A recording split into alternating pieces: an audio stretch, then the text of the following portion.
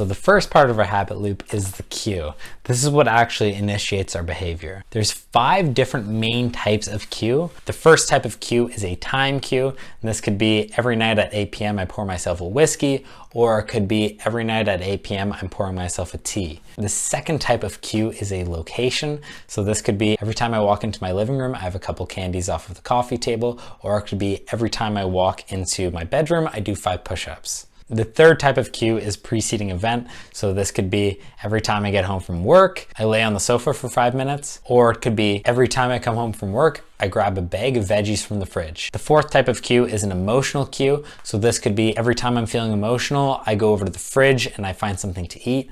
Or it could be every time I feel emotional, I go for a walk. The fifth type of cue is other people. This might be every time I see my friends, we drink a bunch, or it could be every time I see my friends, we cook a meal together. The most important thing to keep in mind for a cue is that an effective cue is an obvious cue. You want there to be as little ambiguity as possible as to when to actually start your behaviors.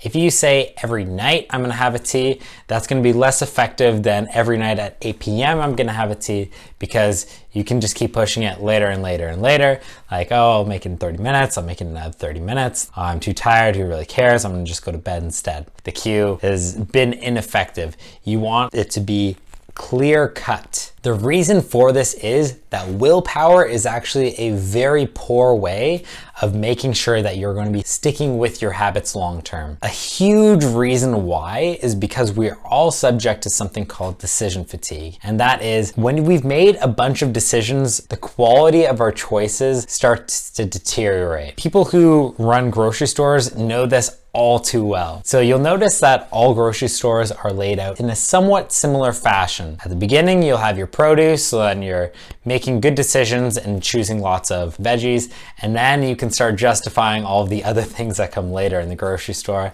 You're heading next to the bakery, grabbing some muffins because look at all of these delicious veggies. I've made good decisions there, so now I get to make a little bit of a worse decision. And then you go through every one of the aisles. They're very deliberate with what they put in each of the aisles, ending off eventually walking through a checkout aisle, which is full of small temptations. But we've made so many decisions up to that point that that is the point that we are most likely to grab a Kit Kat from the shelf. In a similar way, if we leave our decisions at the end of the day to say, at some point, I'm going to make a decision to go out and work out, well, you've already made the decision to, cook dinner for your kids, you've taken them X, Y, and Z place, you've done a ton of other things during your day, and because of that, you can justify not actually making it out to the gym. If you don't leave it up to willpower though, if you say in stone, I am going to be working out on Wednesdays at 6. Wednesdays at 6 are my leg day. You can't get around that. Wednesday at 6 comes. You don't get to make the decision to go or not to go. It's already made for you. The cue is obvious. Wednesday at 6. This is what we want.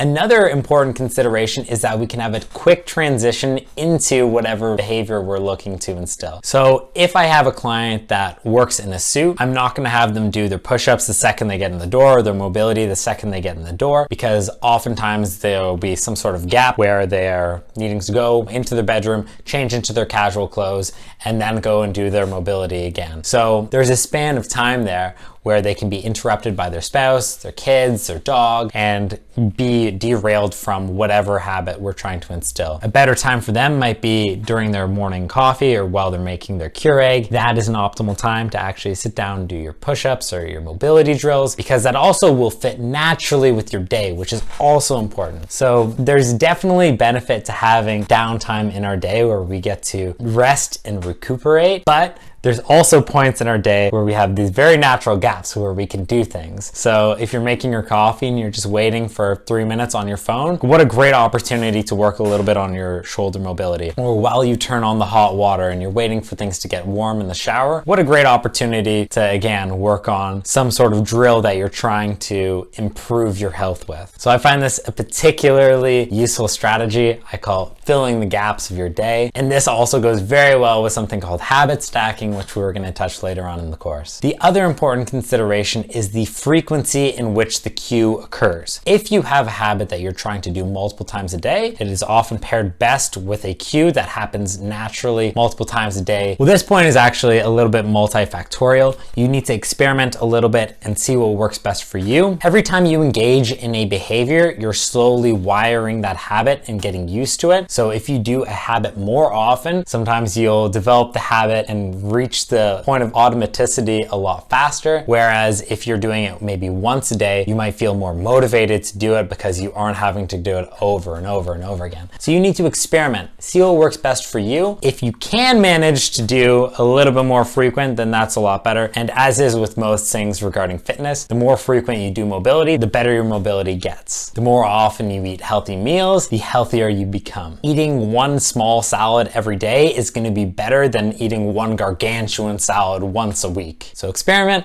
find out what works well for you, but try to choose a cue that is obvious.